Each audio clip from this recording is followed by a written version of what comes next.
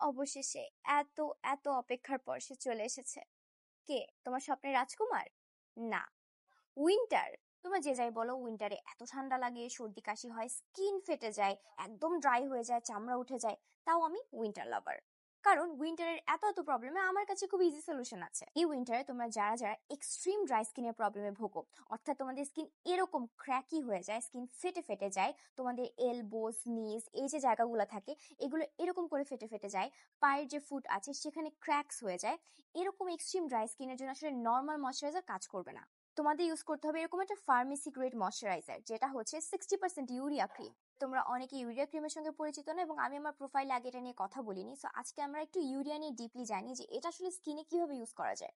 Urea খুবই powerful একটা humectant. এটা তোমার স্কিনের ভেতরে দুইভাবে ময়শ্চারাইজেশন, হাইড্রেশন প্রোভাইড করে। প্রথমত, ইউরিয়া বাইরের পরিবেশ থেকে পানিকে তোমার স্কিনে এনে বাইন্ড করে ফেলে, ফলে তোমার স্কিনের ভেতরে ময়শ্চারটা লক হয়ে যায়, তোমার স্কিন হাইড্রেটেড থাকে, ময়শ্চারাইজ থাকে। দ্বিতীয়ত, তোমার স্কিনের ভেতরে ইউরিয়া ক্রিম পানির কন্টেন্টটাকে বাড়িয়ে দেয়, ফলে তোমার স্কিনের ভেতরে ইলাস্টিসিটি চলে আসে, একটা সফটনেস, বাবলিনেস চলে আসে। ইভেন তোমরা বিশ্বাস করবে না, এরকম যে 60% অর্থাৎ হাই কনসেন্ট্রেশনের ইউরিয়া ক্রিমগুলো আছে, এরা কিন্তু অ্যাজ অ্যান এক্সফোলিয়েন্টও কাজ করে।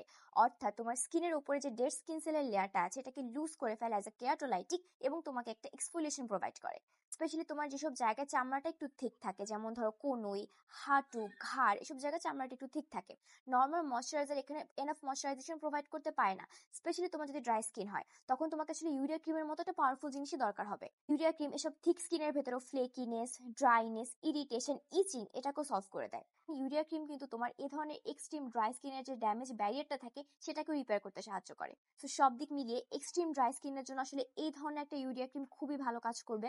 বাট আমি একবার বলে রাখি, এটা কিন্তু extreme dry skin, extreme flaky cracky স্কিনের জন্য, বডির জন্য, ফেসের জন্য না, কারণ ফেস এটা ইরিটেশন করতে পারে।